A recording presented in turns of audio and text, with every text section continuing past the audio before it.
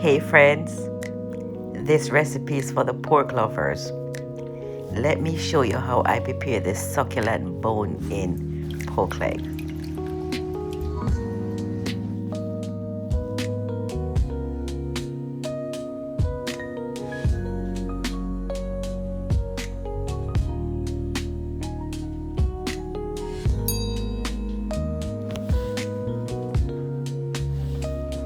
First, I season my meat and I let it sit overnight. I use my jerk seasoning, some Maggi beef seasoning, Coors meat seasoning, and I use a tablespoon of each. And I had 4 tablespoons of Walkerswood jerk seasoning. I use the spicy, the one that says hot, not mild. Then I let that sit overnight and marinate it. When I was ready to cook it, I put it in this cast iron roaster and I let it roast. I add some green seasoning, I add some butter just to finish it off on top, guys. I did not put any green seasoning on it when I seasoned it. You can do it, it's optional. It doesn't take away from the flavor if you add it before or after.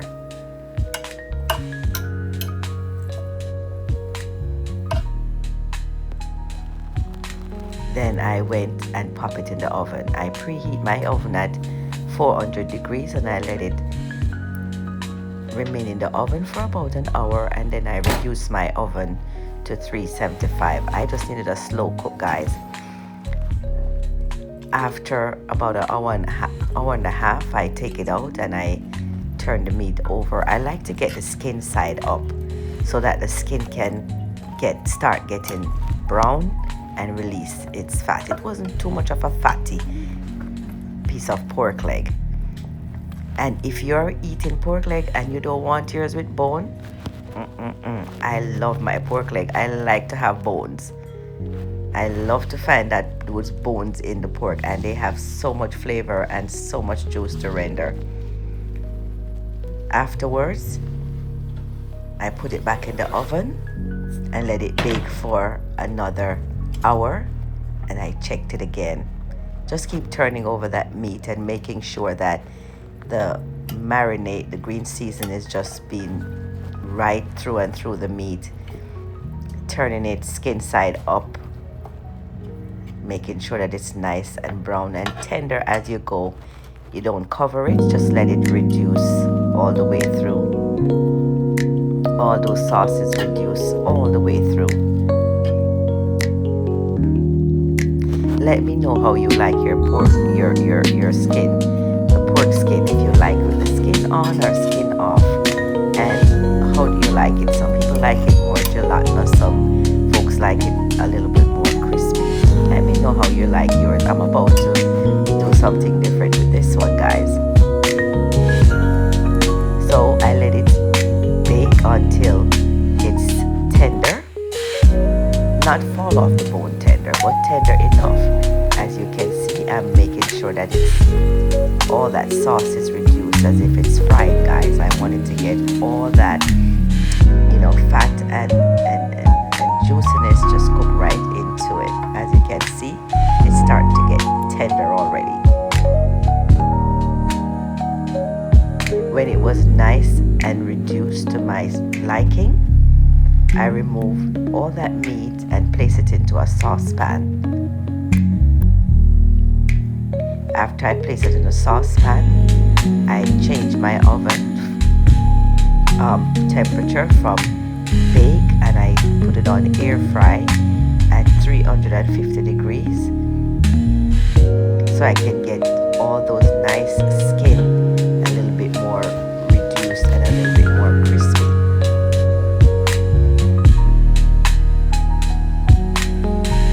All nice and golden. The sauce is reduced. It's pretty much oil and all that sediment at the bottom at this point, guys.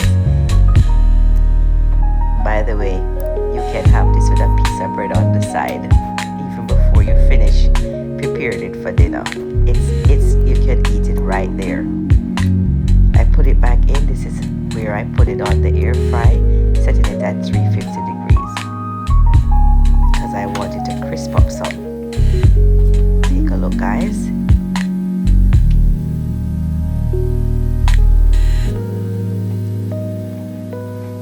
You should smell the house at this point. Perfect. And you know, I have to be keeping everybody's hands off. No, not yet. Dinner is not ready. Let's wait. See, it's nice and reduced. You can eat it just like this at this point, guys.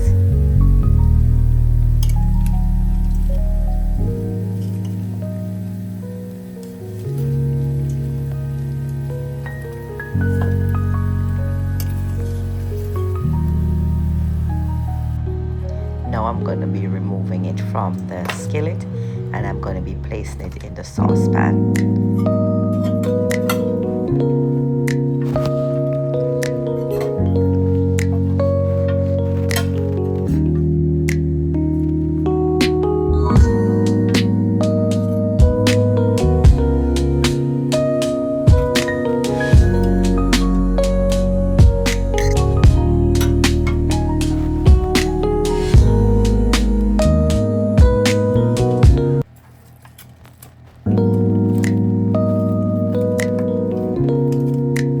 Okay guys, all nice and crispy at this point, so I'm getting ready to go build the sauce.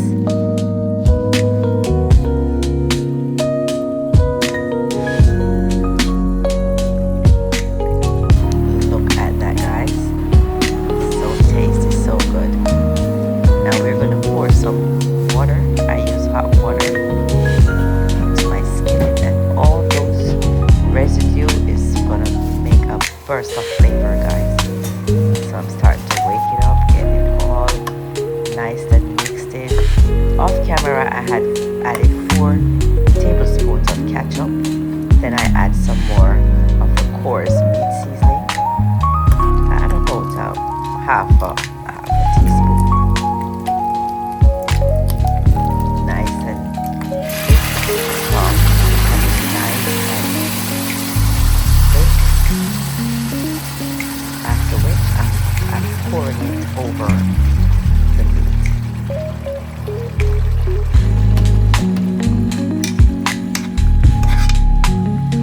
And I'm pouring it over the meat, guys, so that it doesn't cook for a long time, because the meat is already tender. It's already to my suit. It's cooked, ready to eat. I'm just adding it to give it, for it to soak up some of that juice, not getting it too soft, because it's already soft. I want it to have a little bit of bite and maybe, you know, a little bit of the crunch to it. I don't mind fall off the bone, guys, but my meat does not necessarily have to fall off the bone as long as it's nice and cooked evenly. Then I went ahead and add some bell peppers just for that final burst of flavors and the color.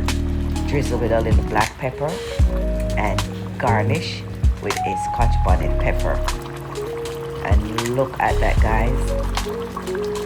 You should smell the aroma, the taste, the flavor, the layers of flavor, rich and tasty. You can serve this with ground pavillon. You can serve it with roast breadfruit. You can serve it with bread. You can serve it with fried dumpling. This is just a go-to meal and meat whenever time you can eat it with anything. But I serve this, guys, with rice and peas. So I made some rice and peas. A full rice and peas video is in my recipe description. You can find it, how to make rice and peas from scratch. This was made in the oven, and so here it is. The rice and peas is finished. You can always check out the recipe in my videos.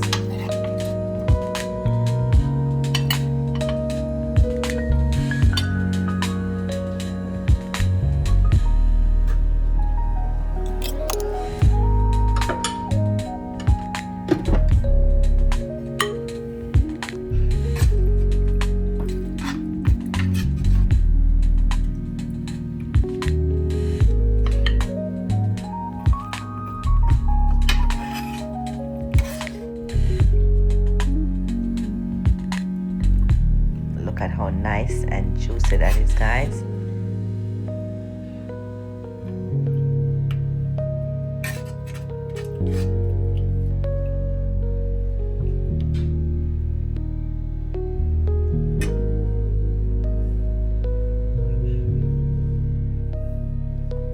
If you've watched this video to the end, guys, please give it a like, subscribe, and share. And thank you for watching. Until next time, I'll catch you in my upcoming videos. Bye-bye.